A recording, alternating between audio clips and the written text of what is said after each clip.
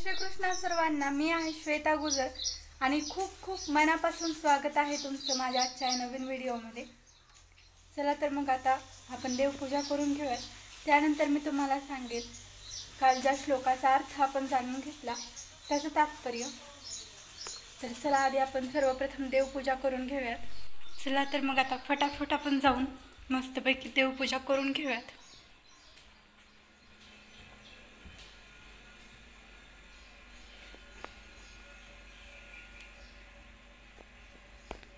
बघा आज देव किती सुंदर दिसत आहेत। आज संध्याने मस्तपैकी पितांबरीने वगैरे देवांना स्वच्छ असं धुवून घेतलं होतं। रोज देवपूजा करताना म्हणजे आपण पाण्याने देव वगैरे धुतो, पण आज संध्याने मस्तपैकी पितांबरीने देव घासली होती, त्यामुळे अशी चमकत आहेत देव, खूप सुंदर वाटते।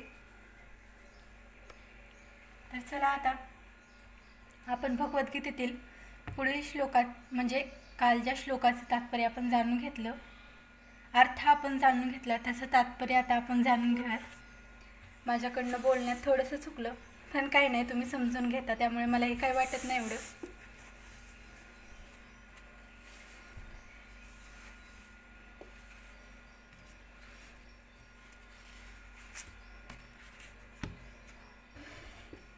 आणि ही आहे आपली सुंदर अशी भगवद्गीता।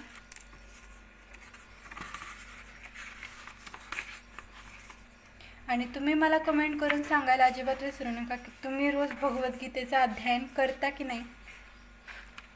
आणि मी माझ्या मागच्या व्हिडिओत पण सांगितलं होतं की भगवद्गीतेचं अध्ययन केल्याचे आपल्याला काय काय फायदे आहेत।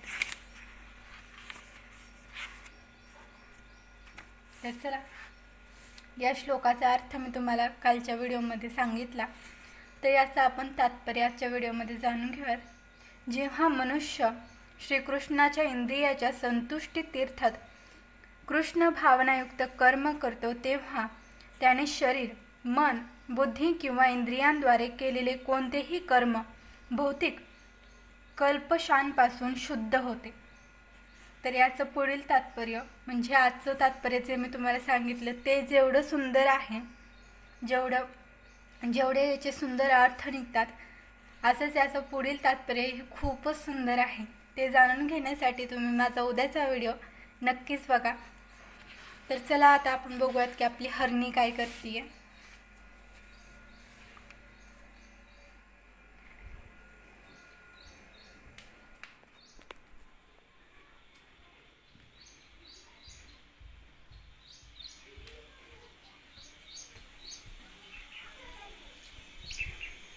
तर आता मी आलेली आहे बाहेर आणि चला तुम्हाला दाखवते की हरणी काय करते।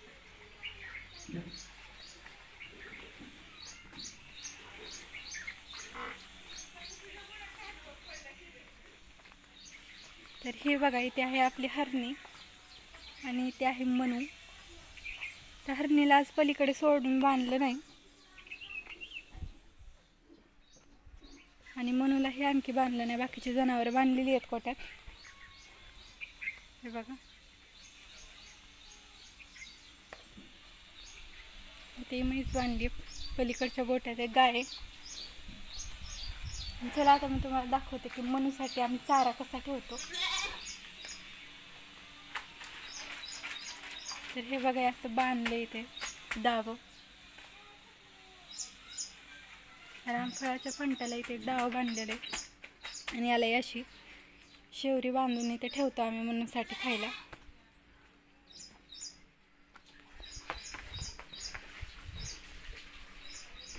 आणि बघा, आमच्या घराच्या आजूबाजूला किती सुंदर सुंदर झाड आहेत। हे बघा,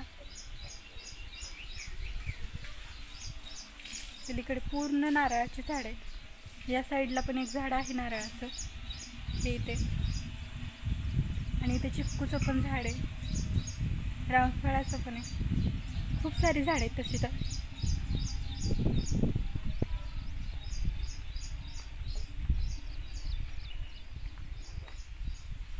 हे बघा, हा आहे आमचा गजरा, तो खूपच उंच उंच झालाय हा। हे बघा,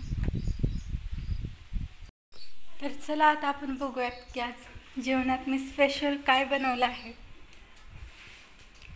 काल आकिदी होती. तुम्हाला तर माहितीच आहे की आकिदी दिवशी काय करतात काय नाही. तर तसंच आम्ही काल मस्तपैकी पुरण वगैरे घातलं होतं. काल आंबे आणले होते त्यामुळे आम्ही मस्तपैकी असा रस केलेला आहे. आणि रस मी थंड होण्यासाठी इथे फ्रीजमध्ये ठेवला आहे, इथे पलीकडे. आणि आज मी बनवली आहे मस्तपैकी लस्सी. लस्सी म्हणजे मँगो लस्सी बनवली आहे मी.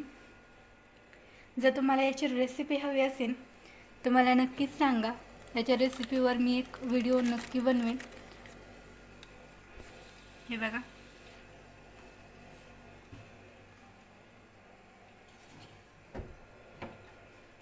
रस थोडासा गार असला ना हे खायला पण चव येते, मस्त लागतो. आणि त्यानंतर मी आज बनवलेली आहे ती म्हणजे ही अशी मोकळी मसुराची डाळ. तोंडी लावण्यासाठी अशी मस्तपैकी मोकळी मसुराची डाळ जर रस आणि चपातीसोबत असली. काल आम्ही पोळ्या केल्या होत्या त्यामुळे आज मी रस आणि चपातीचा बेत केलेला आहे. आणि त्यासोबत अशी मस्तपैकी मसुराची डाळ खूपच छान लागतं. तर चला आता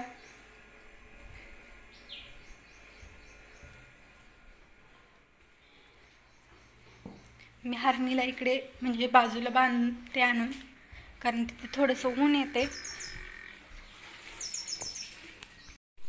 तर हे बघा, आता मी हरणीला इथे आणून असं बांधलेलं आहे. तरी पण ती काय अजून सावलीत उभारली नाही. मी तुम्हाला सांगितलं होतं ती एका जागेवर काय उभारत नाही, सारखं पळतच असते. त्यामुळे मी तिला इथे आणून बांधल्यानंतर व्हिडिओ काढते. कारण तिला एकदा का सोडलं की ती कोणाचंच ऐकत नाही, मग नुसती पळतच राहते. आणि आता हरणी कशी दिसतीये हे तुम्ही मला कमेंट करून नक्कीच सांगा. आधी ती खूप छोटी दिसत होती, खूप क्यूट दिसत होती, पण आता ती जरा हळूहळू मस्त दिसते, जरा तयार होतीये. हे बघा, आणि ती काय इथे बांधलं ना तिला इथे आणून, तरी ती काही एका जागेवर उभारत नाही. तिचं काही ना काही तरी चालूच असतं. हे बघा, इथे पाणी ठेवलेले आहेत, तिने एक पाना खाली पाडला आणि असं तिच्या जवळ गेलं की नुसती अशा हातात चोखते, कपडे तोंडात धरते.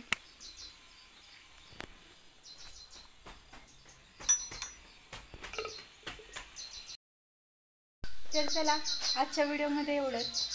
जर तुम्हाला आजचा व्हिडिओ आवडला असेल तर व्हिडिओला लाईक करायला अजिबात विसरू नका. तुम्ही जर माझ्या चॅनलवर नवीन असाल तर चॅनलला सबस्क्राईब करायलाही अजिबात विसरू नका. तर चला, भेटूयात माझ्या उद्याच्या व्हिडिओमध्ये. आणि ज्या श्लोकाचं मी तुम्हाला आता तात्पर्य सांगितलं त्याचं पुढील तात्पर्य खूपच सुंदर आहे. तर तुम्ही माझा उद्याचा व्हिडिओ बघायला अजिबात विसरू नका. तर चला, आता भेटूयात उद्याच्या व्हिडिओमध्ये. तोपर्यंत जय श्रीकृष्ण, जय श्रीराम.